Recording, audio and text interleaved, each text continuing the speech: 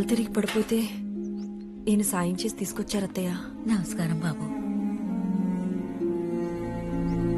అంత దూరం అని పంపపోతే ఎవరిని మగాలొచ్చు కదండి. ఈ ఇంట్లో ఉన్న మగ ప్రాణం నేను ఒక్కడనే బాబు.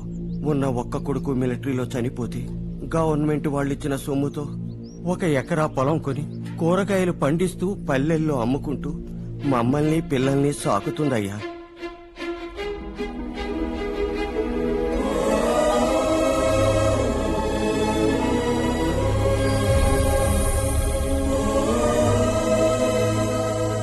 బాబు బాబు ఎవరు బాబు నువ్వు? ఊళ్ళో చిన్న పని నుండి వచ్చానండి. ఎక్కడ పడుకోలో తెలియక ఈ చుట్టుపక్కల లాజింగ్లు ఏమి ఉన్నాయండి? ఇంత